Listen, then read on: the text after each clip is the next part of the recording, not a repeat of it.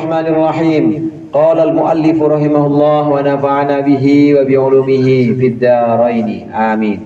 Wal ya'lam anna hadhihi al-hadith al-waridata fi akhbarihi alaihi salatu wassalam bil umuril mustaqbalati qad dawwana katsirun minha fi ta'alifil ulama'il a'immatil a'lam qabla an tahdutsa waqa'iha fil kaun. Wal ya'lam, dan hendaklah seseorang mengetahui anna hadhil ahaditsal waridata, bahwa sungguhnya hadis-hadis yang sampai, yang datang fi akhbarihi, tentang ramalan-ramalan Nabi Muhammad alaihi salatu wasalam bil umuril mustaqbalati, dengan perkara yang akan datang, qad dawwana katsirun minha fi ta'alifil ulama'il a'immatil a'lam. Sungguh telah banyak ulama yang mengarang atau menyusun tentang hadis-hadis, bukan mengarang tapi menyusun dan mengumpulkan hadis-hadis tentang ramalan Nabi Muhammad itu dari seluruh atau segenap dunia Islam.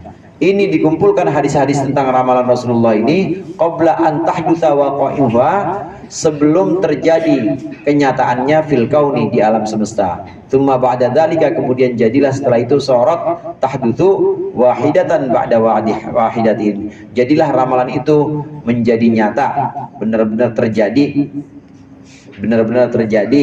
wahidatan ba'da wahidatin, satu demi satu. Wa tilkat ta'alifu ma'lumatun masyhuratun, dan juga penyusunan hadis, penyusunan tentang ramalan-ramalan yang terdapat dalam perkataan Rasulullah ini ma'lumatun masyhuratun, diketahui dan juga masyhur. Ma'lumun tarikhu jamiha, diketahui juga tanggal atau waktu pengumpulannya. Wa kitabatuha, dan juga penulisan hadis. Hadza, nih yang sedang kita bahas, haditsu Fathil Konstantiniyah, hadis tentang ditaklukkannya Konstantinopel. Rawahul Imam Ahmad, diriwayatkan oleh Imam Ahmad, alladzi kana qabla fathiha bimi'atin, yang beliau hidup sebelum ditaklukkannya Konstantinopel, beliau hidup beberapa ratus tahun sebelumnya. Wakadzalika naqalahu Suyuti fi Jam'il Jawami, demikian juga dinukil oleh Imam Suyuti dalam kitabnya Jam'ul Jawami. Anil Bukhari, dari Imam Bukhari, fit Tarikh, dalam kitab At-Tarikh. Wal Hakimu, dan juga dinukil oleh Imam Al-Hakim fil Mustadrak, dalam kitabnya Al-Mustadrak. Wa kullun al Bukhari wal Hakim, dan semuanya baik Imam Bukhari maupun Imam Al-Hakim, imam hadis semua, kana qabla fathiha bimi'atin, beliau itu berada atau hidup beberapa ratus tahun sebelum ditaklukkannya Konstantinopel. Wa ma'adallahi, dan kami berlindung pada Allah dengan perlindungan yang sesungguhnya, ayyan pula tilkal akhbar, bahwasannya beliau ini, bahwasannya para ulama hadis atau imam hadis ini menukil tilkal akhbar, akan ramalan-ramalan itu fi kutubihim, dalam kitab mereka, menukil atba'u Rasulullah sallallahu alaihi wasallam, dari atba' Rasulullah sallallahu alaihi wasallam, dari para pengikut Rasulullah sallallahu alaihi wasallam, wa ansara syariatihi, dan juga dari penolongnya syariat Nabi Muhammad, wa takunu ghairu tsabitatil riwayah indahum, dan bukanlah sebuah riwayat yang tetap di sisi mereka. Falaula atibadahum riwayataha, andai tidak ada keberpegangan teguh mereka, berpegang teguhnya mereka riwayataha, terhadap riwayat-riwayat hadis-hadis ini dari Nabi sallallahu alaihi wasallam dan dari Nabi Muhammad sallallahu alaihi wasallam, lama harraruha fi kutubihim, pasti mereka tidak akan mencantumkannya dalam kitab-kitab mereka, baqiyatan, selebihnya atau selamanya, ala madad duhur, sepanjang masa. Wahum ya'lamuna ufuru adaiddin al-mubin, sedangkan mereka mengetahui banyaknya musuh-musuh agama. Wa minal ma'lumi, dan termasuk yang maklum. Udah sampai di situ, kita bahas dulu. Ini hadis tentang ramalan-ramalan Nabi Muhammad atau kabar-kabar Nabi Muhammad. Kita kenal banyak dalam kitab-kitab hadis. Ramalan Nabi Muhammad, kabar tentang Nabi, kabar dari Nabi Muhammad, bahwasannya engkau orang-orang Islam ini akan menaklukkan Persia. Ini terlaksana, ini kejadian pada masa pemerintahan Amirul Mukminin Umar bin Khattab, kejadian. benar-benar terjadi, bisa menaklukkan Persia. Persia yang tadinya Majusi, Majusi itu nyembah rokok. Kalau kita kan rokok dibakar, makanya jadi sembah, bakar aja rokok mah. Ini Majusi nyembah api. Ini bisa ditaklukkan, Persia bisa ditaklukkan beberapa tahun setelah Rasulullah wafat. Tapi Rasulullah udah bilang, kalian akan menaklukkan Persia, ramalan. Begitu juga tentang wafatnya cucu beliau, Sayyidina Hasan, sudah beliau ramalkan. Sayyidina Husain sudah beliau ramalkan ketika beliau hidup. Ini terjadi beberapa tahun setelah beliau wafat, setelah masa Sayyidina Ali. Jadi kira-kira 2, 4, 10 berapa tuh? 8, 10 berapa jadinya? 20 ya, 20 tambah Sayyidina Ali 4, 24 tahun. Ya 24 tahun, kurang lebihnya 30 tahun, 24 sampai 30 tahun Nabi sudah mengatakan itu terjadi 30 tahun kemudian. Sayyidina Hasan, Sayyidina Husain dulu wafat. Sayyidina Hasan dulu, baru Sayyidina Husain wafat. Itu juga di tangan umat Islam sendiri yang ngebunuhnya. Makanya ada Karbala itu Sayyidina Husain.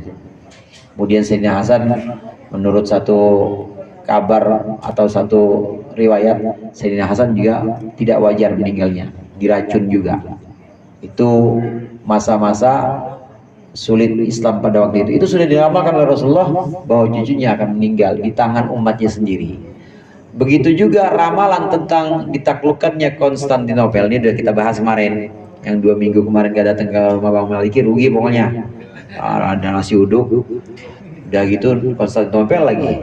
Ya, itu ratusan tahun baru terjadi. Dan ramalan ini berarti Rasulullah lakukan ketika Rasulullah hidup dan terjadi ratusan tahun. Konstantinopel yang merupakan ibu kota Bizantium. Bizantium itu Romawi Timur. Kalau Romawi Barat ya ada yang sebelah barat, ya Roma, Rum sebutannya dulu Rum. Jadi mencakup sekarang itu ya Itali, kemudian Paris, Perancis maksud saya. Ibu kotanya Paris benar ya? Iya Paris. Kemudian apalagi sekitar situ Inggris, itu Rom, itu Romawi Barat, wilayah Romawi Barat. Romawi Timurnya ada Bizantium, ibu kotanya Konstantinopel. Ini sudah diramalkan oleh Rasulullah akan ditaklukkan. Rasulullah menyebutkan lataftahunna al-Konstantiniyata, kalian semua akan menaklukkan Konstantinopel, Bizantium Timur. Sebutannya memang udah Konstantinia, sebutannya sudah Konstantinopel, bahasa Arabnya Konstantinia. Dulu memang saudara ada 2 negara adik kuasa itu, ada 2 negara adik kuasa yang saling bersaing. Dari sebelah barat ya Rum ini mencakup Bizantium dan juga Romawi Barat. Ini blok barat. Ada blok timur. Blok barat itu Nasrani. Blok barat Nasrani. Mereka setelah zaman Nabi Isa, kemudian ada penyimpangan menganggap Nabi Isa atau sebutan mereka Kristus. Kristus mah udah di ini aja, Kristus kita naikkan derajatnya, sudah tidak usah mengurusin dunia, ngurusin masalah akhlak saja. Yang ngurusin dunia ya tetap kaisar. Jadilah kaisar Romawi, itu ngurusin dunia. Nah, Yesus atau Kristus ini kemudian ditaruh setinggi-tingginya sampai tidak terjamah. Jadi benar-benar tinggi banget, ketinggian, akhirnya dianggap anak Allah sama dia, dianggap anak Tuhan, ketinggian. Makanya jangan tinggi-tinggi, Ustaz. Ya kadang-kadang sakit pilek-pilek mah nggak apa-apa, masuk angin dikerokin. Kalau ketinggian takut ya di ini dianggap ya anak malaikat, yang anak Tuhan dan anak malaikat, takut dianggap anak malaikat. Terlalu tinggi, ditinggiin. Ini Romawi Barat yang Nasrani, Kristen jadinya. Kemudian Romawi Barat Timur sama. Kemudian blok timur ada namanya Persia. Kalau barat rajanya sebutannya Kaisar Rum, Kaisar Romawi. Kalau Persia sebutannya Kisra. Yang terkenal itu pada masa Rasulullah Kisra Anushirwan namanya. Kisra Anushirwan yang juga merupakan penguasa Persia tapi adil. Dia adil, Kisra Anushirwan. Ini Persia blok timur. Ini sudah diramalkan oleh Rasulullah bahwa Bizantium, ibu kotanya Konstantinopel, Romawi Timur, ini akan kalian taklukkan. Itu sudah diamalkan Rasulullah, dan baru terjadi kejadian pada tahun 1450 oleh Muhammad Al-Fatih yang pernah kita bahas kemarin. Muhammad Al-Fatih, aslinya kadang disebut dengan Muhammad Al-Ghazi, disebut Al-Fatih karena Al-Fatih itu artinya yang membuka atau yang menaklukkan. Jadi Fatih itu artinya menaklukkan atau membuka. Kalau ada surat namanya surat Al-Fatihah, surat yang membuka. Bisa juga Al-Fatihah yang menaklukkan. Jadi kalau pengen naklukin orang yang didemen, misalnya apa tur? Fatihah gitu. Kenapa? Takluk deh, takluk. Kalau tahu caranya gimana, Ustaz? Datang ke rumah. Iya, datang ke rumah, ada cara-caranya. Ilah ruh Fatihah begitu, takluk punya, karena Fatih itu punya arti menaklukkan. Al-Fatih, Muhammad Al-Fatih, ini sudah diramalkan, dan di Al-Quran pun ada ramalan-ramalan seperti ini, ramalan-ramalan yang belum terjadi pada waktu itu, tapi ayat Al-Quran sudah menyebutkan, antara lain Gulibatir Rum, Alif Lam Mim, Gulibatir Rum, wahum mim ba'di ghalabihim sayaglibun. Ini surat Rum. Emang Romawi itu jadi nama surat juga, surat Rum. Yang minimal ada dalam Al-Quran dah, Romawi. Alif Lam Mim, Gulibatir Rum, Romawi akan dikalahkan. Dulu orang-orang Arab pada taruhan, siapa yang menang nih, Persia apa Romawi? Jadi orang Arab mah nggak ada yang mau ngambil, nggak ada yang ngomel, orang tandus, tanah yang tandus, orang yang keras-keras. Jadi mau diajak jadi koalisi juga pada ogah.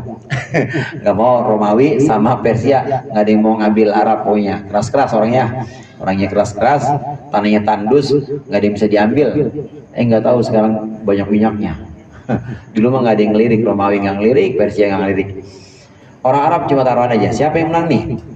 Yang menang Persia apa Romawi nih, perang dunia sekarang. Nah, banyak orang-orang Arab pada waktu itu yang agamanya agama berhala, nggak punya kitab, agama berhala, saudara, maka megang Persia.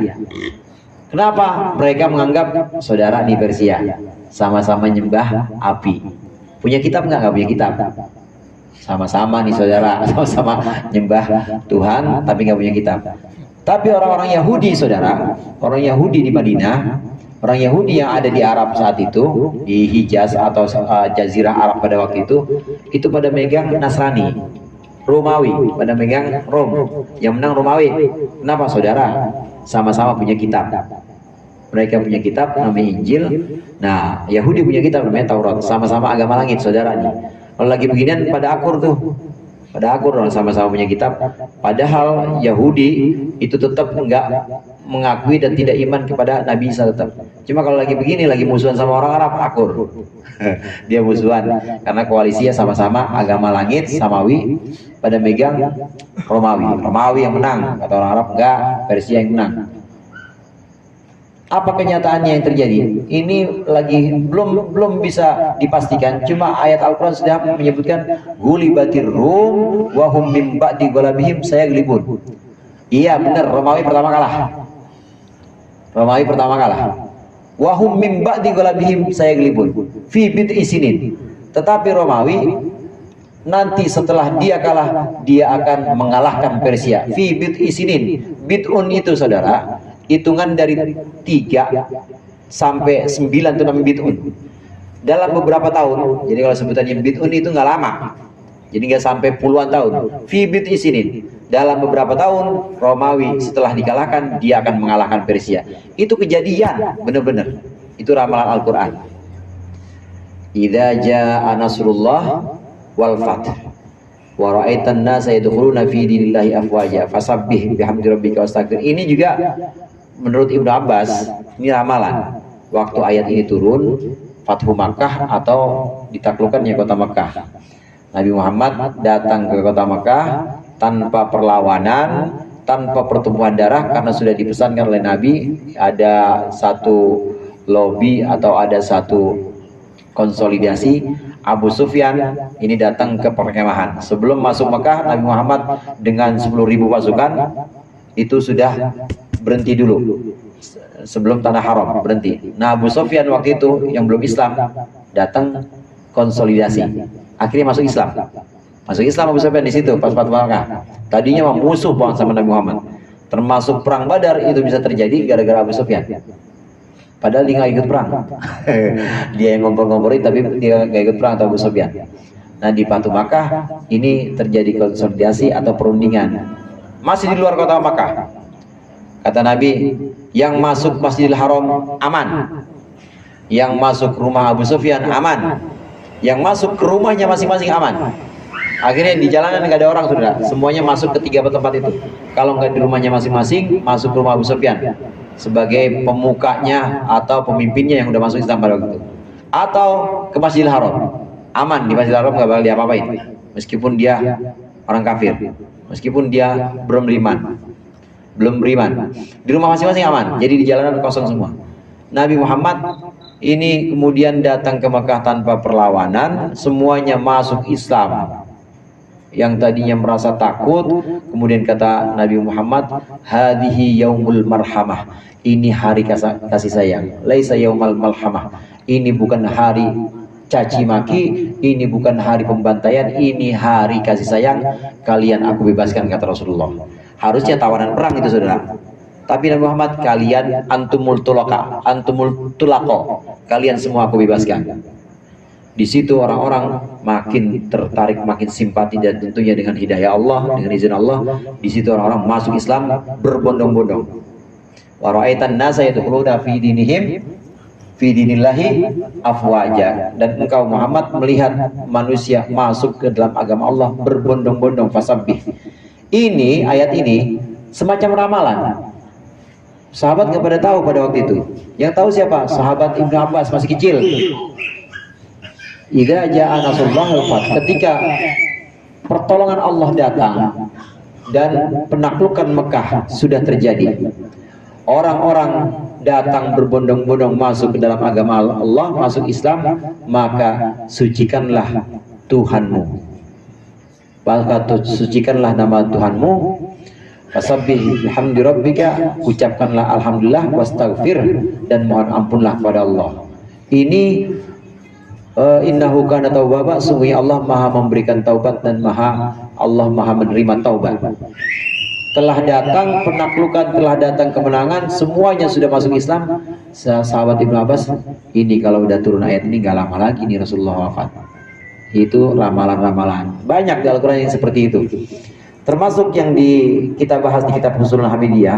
Ini adalah ramalan-ramalan hadis atau khabar, istilah lain dari hadis, yang disampaikan oleh Rasulullah, dan kemudian beberapa ratus tahun setelah Rasulullah wafat, kira-kira 200 atau 300 tahun, ada ulama-ulama hadis, imam-imam hadis seperti Imam Bukhari, Imam Al-Hakim, ini mengumpulkan hadis ini, mengumpulkan hadis-hadis, bukan hanya tentang penaklukan ini, tapi semua hadis beliau kumpulkan, beliau teliti.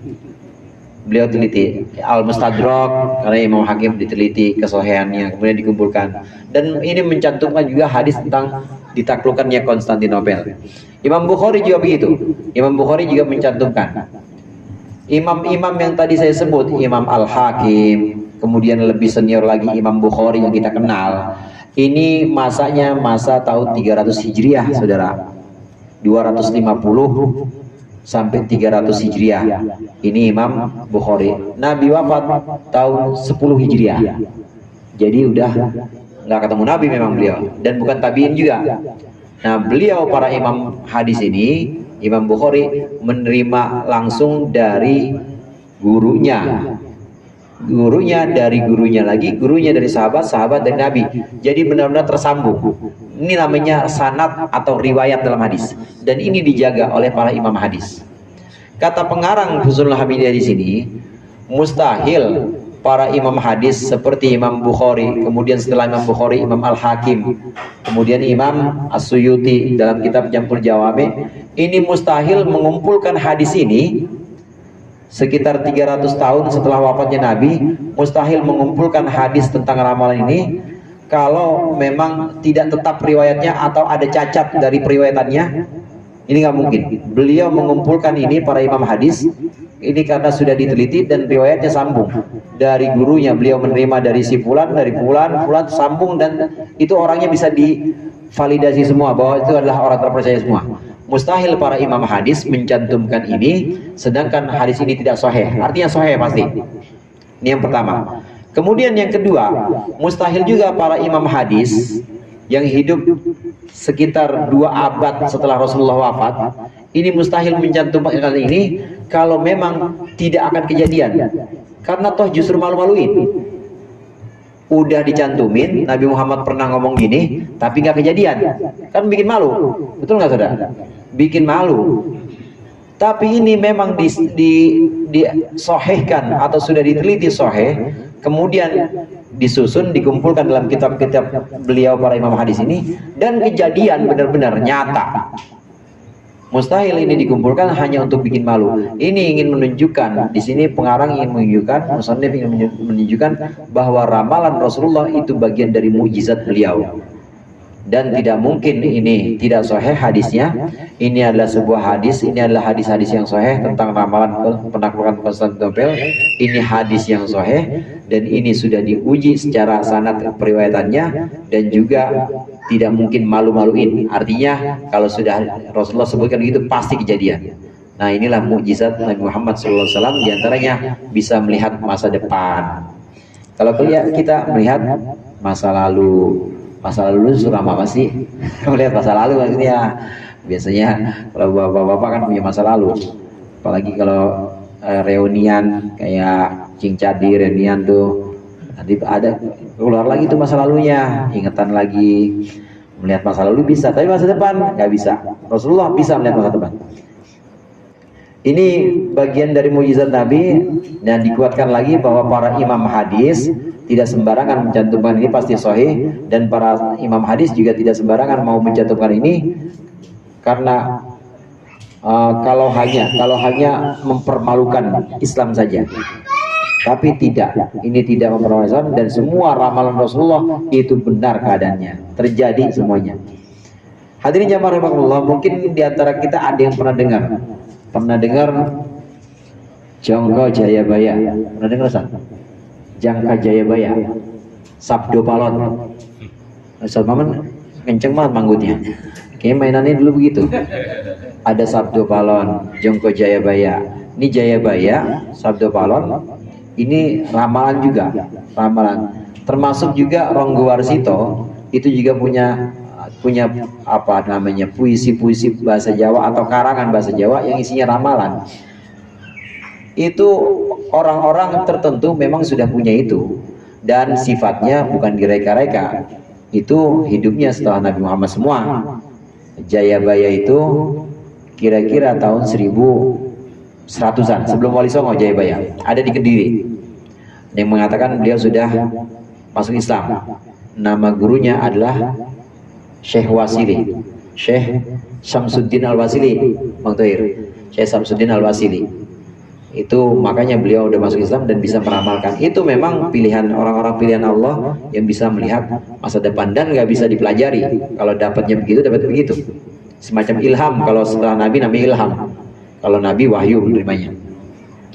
Ya kalau di sini wahyu ya anaknya Bang Udin, ilham anaknya Bang Komeng. Nama orang ilham wahyu. Wa minal ma'lum. Nah, ramalan-ramalan ini tentu bukan ramalan sembarangan yang hanya mempermalukan Islam. Ini benar-benar wahyu dari Allah kalau untuk para nabi. Wa minal ma'lumi anna sayyidina Muhammadan sallallahu alaihi wasallam kana minal aqli fi a'la tabaqati kama yashhadu lahu bidzalika a'dahu. Dan kita sudah maklum bahwa Nabi Muhammad ini adalah orang yang dari segi akalnya, dari segi secara rasional adalah yang derajatnya paling tinggi. Bahkan itu diakui oleh para musuh-musuhnya. Adau.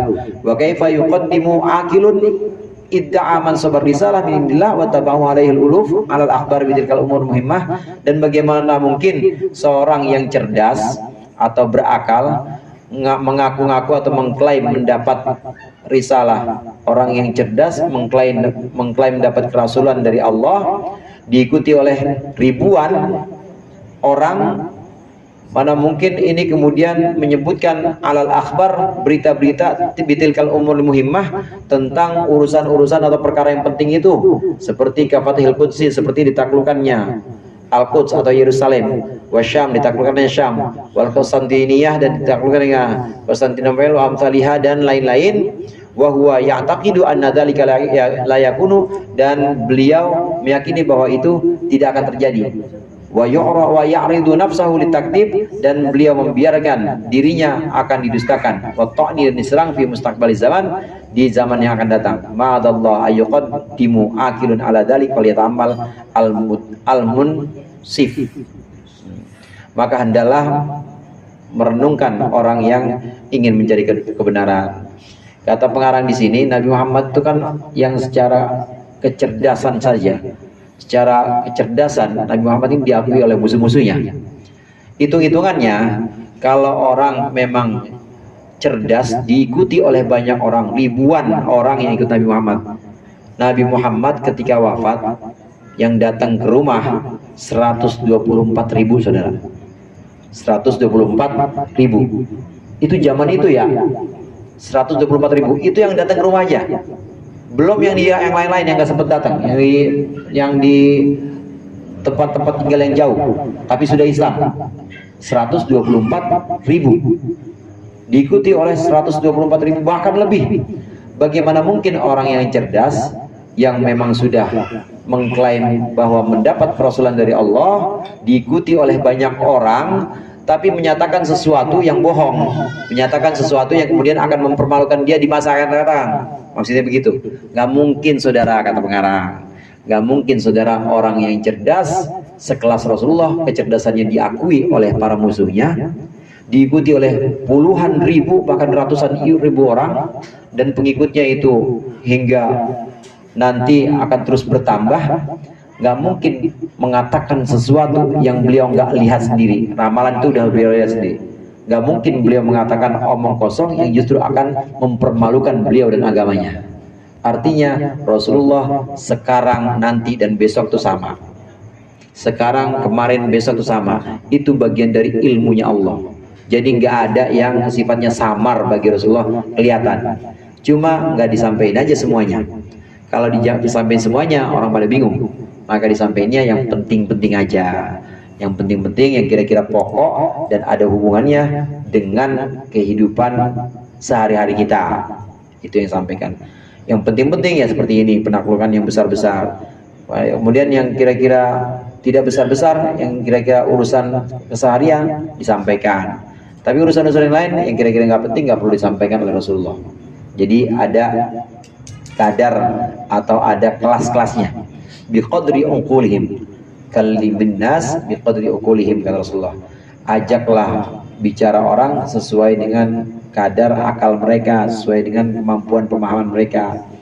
Maka Rasulullah ketika menyampaikan ini juga melihat siapa yang beliau ajak bicara, dan juga ada yang perlu disampaikan dan juga ada yang perlu nanti di kalangan tertentu saja. Ini disampaikan oleh Rasulullah. Nah, ramalan-ramalan ini yang besar-besar ini bagian dari peristiwa-peristiwa agung yang tidak mungkin Rasulullah berbohong hanya untuk mempermalukan diri beliau, mempermalukan Islam, tidak mungkin. Dan ma'adallah itu artinya masa iya gitu ya, masa iya, amit-amit, nggak bakal begitu Rasulullah. Dan benar yang dikatakan oleh Rasulullah, ini benar semua kejadian. Shadaqallah wa shadaqa rasuluh. Allah maha benar, begitu juga Rasulullah maha benar. Semua yang disampaikan oleh Rasulullah ini semuanya kebenaran, tidak ada yang bohong, semuanya adalah hak. Tsumma ya'lam ba'da dzalika kullihi annal akhbara bil ghaibi laisa fi tawqil bashar. Wallahu a'lam bishawab. Mudah-mudahan bermanfaat. Lebih kurangnya mohon maaf. Wallahul muwaffiq ila aqwamit thoriq. Assalamualaikum warahmatullahi wabarakatuh.